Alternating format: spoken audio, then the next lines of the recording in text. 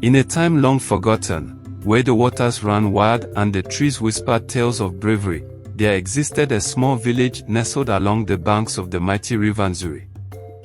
The villagers lived in harmony with nature, but their peace was shattered by the terrifying reign of a monstrous anaconda known as Niaja. She was a serpent of colossal size, her scales glimmering like dark emeralds, and her presence instilled fear in the hearts of all who dared to wander near her territory. Niaja prowled the depths of the river, striking fear into the villagers.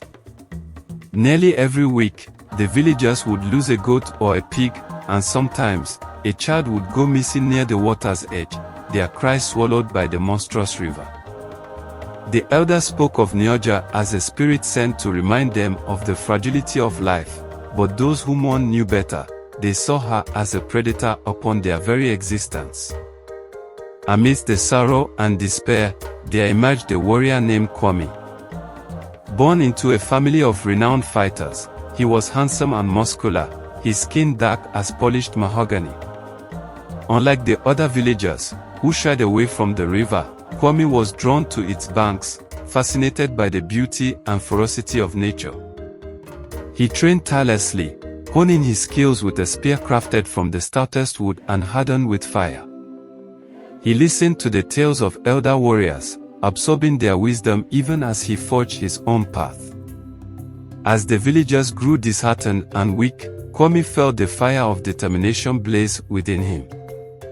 He was tired of the whispers of fear and wanted his people to know the strength that lay within them. Ignoring the warnings of the elders, who saw the fight as a fool's quest, Kwame resolved to confront Niaja.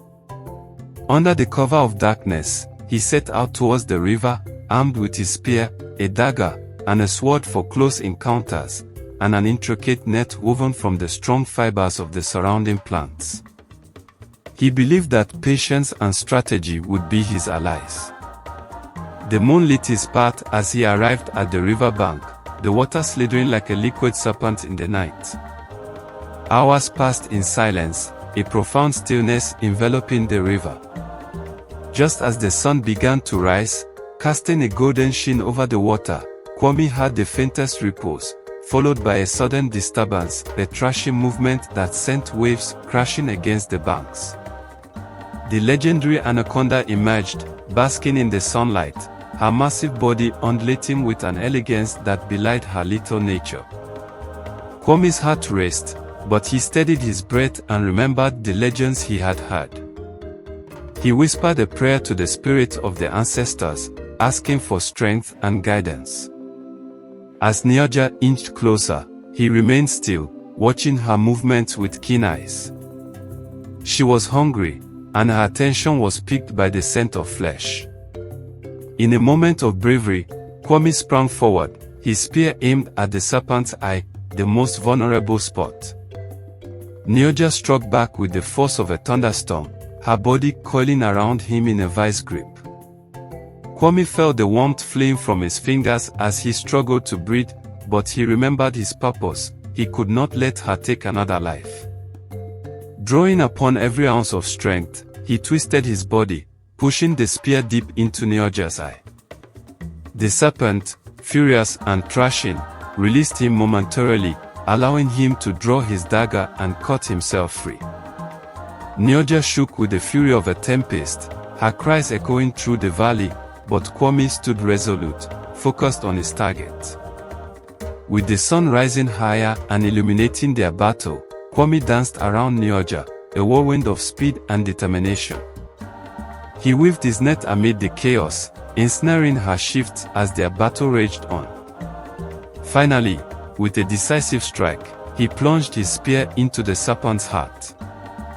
She thrashed violently, letting out a final, haunting cry that reverberated across the valley before collapsing into an unnatural stillness.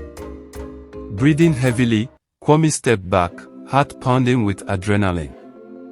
He had done the impossible. The mighty Niaja lay lifeless, and the weight of fear began to lift from the village. Word quickly spread of his victory, and the villagers came forth to witness the spectacle, a feat long believed unattainable. Kwame returned to his village as a hero, but he remained humble, knowing that darkness might still lurk in the shadows. He shared the story of his victory but never boasted of his bravery, for he understood that true strength lay in service to others. In honoring his triumph, the villagers built a shrine by the river's edge, where they offered gratitude to both Kwame and the spirit of the snake, recognizing the delicate balance of life and death.